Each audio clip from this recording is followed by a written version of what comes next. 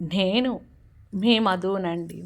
ఎప్పటికప్పటికి పాత వంటకాలతో మీ ముందరకొచ్చే మీ మధు ఈరోజు పచ్చి మెత్తాలతో ఫ్రైయే అనుకోండి, లేదా పకోడా అనుకోండి, టేస్టీగా చేశాను. వీడియోలోకి వెళ్ళిపోదాం.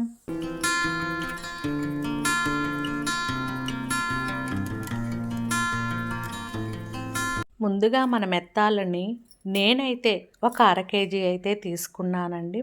క్లీన్ చేపించుకున్నాక మళ్ళీ మనం కల్లుప్పో సాల్టో వేసి ఒక 3-4 సార్లు క్లీన్ చేసుకోండి, మంచిది కదా.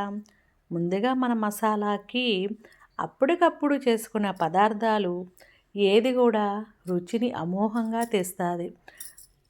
అల్లము, తెల్లగడ్డ, జీలకర్ర, మిరియాలు, ఎండుమిర్చి, కొత్తిమీర, ఇవేనండి మన మసాలాలు.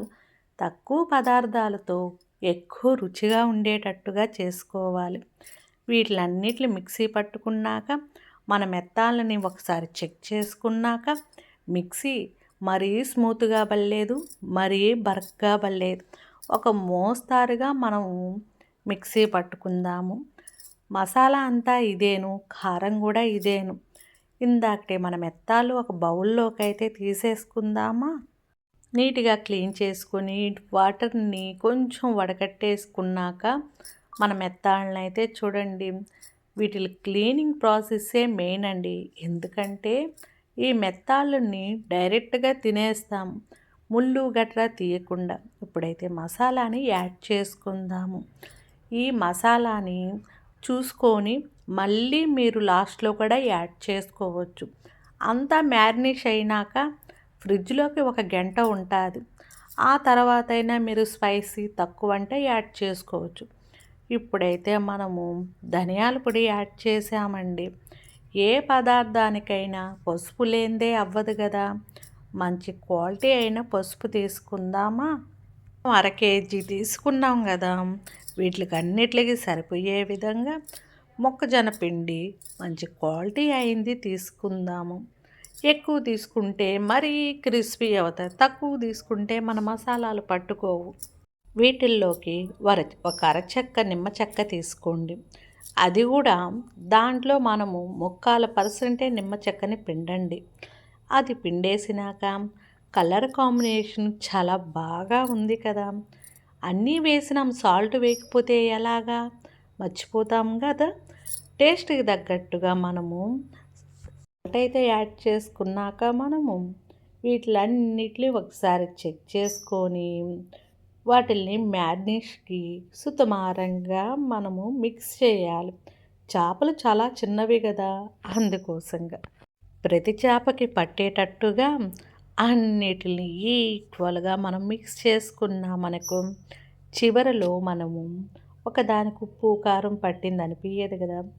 ఇలా మనం కలిపిన తర్వాత దీన్ని మ్యారినేషన్కి డీప్ ఫ్రిడ్జ్లో కనీసం 1 గంట సేపు అయినా ఉంచాలండి. ఇంకా ఏ మసాలాలు ఏమీ అవసరం లే ఎక్కువగా వేయటం వల్ల. ఇప్పుడు తీసేసాం చూడండి, మ్యారినేషన్ అయిపోయిందిగా. ఇప్పుడైతే ఒక దలసరి అయిన కడాయి తీసుకోండి. మళ్ళీ ఈ ఆయిల్ అయితే మనము వాడం కాబట్టి కొంచెం ఆయిలే యాడ్ చేసుకుంటున్నాను నేను. ఇందాకటి మన చేపలు అయితే ఫ్రిడ్జ్లో నుంచి తీసినాక ఒకసారి మనం చెక్ చేసుకుందాం. ఐస్ గడ్డకి అవి కొంచెం కూలింగ్ ఎక్కువ అయి ఉంటాయిగా, కూలింగు మనము తగ్గనీయకుండా ఫాస్ట్గా మనము ఫ్రై ప్రాసెస్ అయితే మీరు ముద్దగా వేయకండి. ముద్దగా వేయటం వల్ల ఏంటంటే చేపలు చిన్నవి అవ్వటం వల్ల ఒకదానికి ఒకటి అంటుకొని పోయి విరిగిపోయే ఛాన్సెస్ ఉంటాయి. అందుకని 1 బై 1 దూరంగా వేసుకోండి. నేనైతే తక్కువ ఆయిల్లో చేస్తున్నాను, ఎందుకంటే ఒకసారి వాడిన నాన్ వెజ్ ఆయిల్ మళ్ళీ వేరే దానికి వాడితే మన హెల్త్ని మనమే పాడు చేసుకున్నట్టు అవుతుందిగా. ఇలా తీసినాక ఒక పక్కన పెట్టేసుకొని మళ్ళీ ఇంకొక వాయి వేయించుదాం. ఒక పక్క నేను చేస్తూ ఉన్నాను, ఒక పక్క అయిపోతూ ఉన్నాయి. నేను అటు తిరిగి ఇటు తిరిగి చూసేసరికి దాంట్లో ఏమీ ఉండట్లే. అందుకోసంగా మళ్ళీ సెకండ్ కూడా వేశాను కదా. ఈ చేపలు 3/4% ఫ్రై అవ్వాలి. ఎక్కువ ఫ్రై అయినాయనుకో ఎండు చేప తిన్న ఫీల్ వస్తుంది. తక్కువ వేగినాయనుకోండి మనకి ముళ్ళు గొంతులో ఇరుక్కునే ఛాన్సెస్ ఉంటాయి. ముక్కాల భాగం ఫ్రై అయిన వాటిల్ని అలా తీసి ఇలా మన పకోడాలాగా తినేయవచ్చు.